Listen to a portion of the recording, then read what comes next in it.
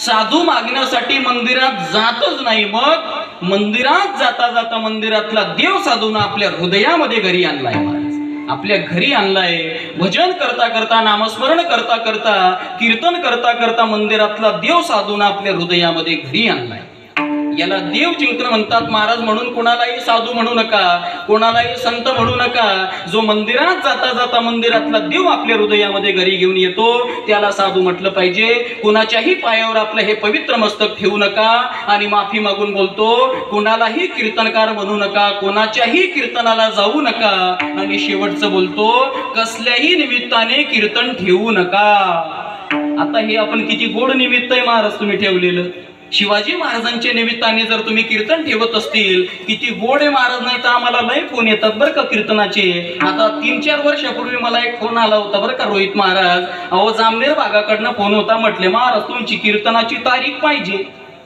आता तारीख पाहिजे. म्हटलं ठीक आहे बाबा, देतो तुम्हाला कीर्तनाची तारीख, पण अगोदर मला पाहावं लागेल ना डायरीमध्ये जागा खाली आहे की नाही. तो म्हटला महाराज अमुक अमुक महाराजांकडनं तुमचा नंबर घेतला. म्हटले तुमची कीर्तनाची काय, तुमचा आवाज काय, तुमचं ते भजन काय, ते छत्रपती शिवाजी महाराजांचं चरित्र, तुमचंच कीर्तन आम्हाला आमच्या गावामध्ये पाहिजे आणि तुमचंच कीर्तन पाहिजे.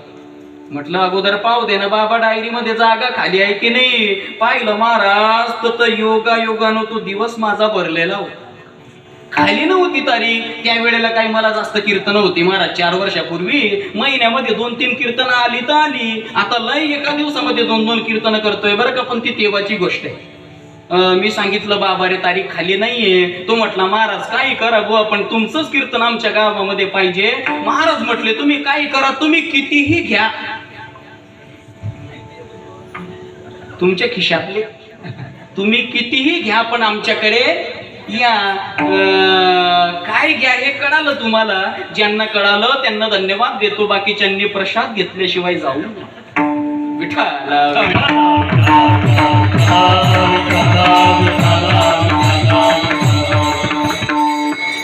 म्हटले बाबा प्रेमाची मंडळी राहते. नाही महाराज म्हटले तुम्ही किती घ्या, पण आमच्याकडे या. नाही रे बाबा प्रेमाची मंडळी राहते, परमार्थामध्ये असं करता येत नाही, कॅन्सल करता येत नाही. तिकडं जास्त भेटायला लागलं म्हणून इकडचं कॅन्सल करणं आपल्याला जमत नाही. त्याच्यामुळे नाही बाबा म्हटलं तुम्ही काय करा पण या. अहो तुमचा एवढा आग्रह, नेमकं निमित्त काय कीर्तनाचं, कशा करता तुम्ही कीर्तन ठेवलंय. तो म्हटला महाराज तुम्ही यावं म्हटले, मग सांगतो तुम्हाला. नाही काही पुण्यस्मरणाचं कीर्तन आहे का. अहो नाही महाराज म्हटले काही सप्त्यामध्ये तारीख नाही. म्हटले एकाच दिवसाचं आहे. म्हटले काही लग्न, वाढदिवस, साखरपुडा. आता साखरपुड्यामध्ये लग्नामध्ये लोक कीर्तन ठेवायला लागले बरं का. इकडं नाही, नाशिक पुणे त्या भागामध्ये इकडं आलं पाहिजे बरं का. ते आता कीर्तनामध्ये कीर्तन केल्यावर रात्री कीर्तन करायचं आणि सकाळी मस्त लग्न लावायचं. किती सुंदर आहे महाराज. म्हटले तसं काय, तसं काय नाही. म्हटले मग काय निमित्त काय कीर्तन ठेवायचं. तो म्हटला महाराज पहिले तुम्ही यावं म्हटले, मग सांगतो तुम्हाला.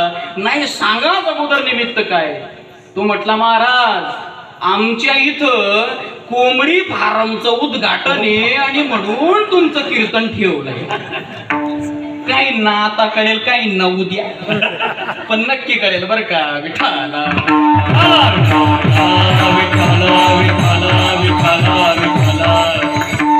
काय तुला काही डोकं बी काय की नाही. कीर्तन ठेवायचं कोंबडी फार्मचं उद्घाटन आणि तुम्हाला कीर्तन ठेवायचं नाही म्हटले महाराज.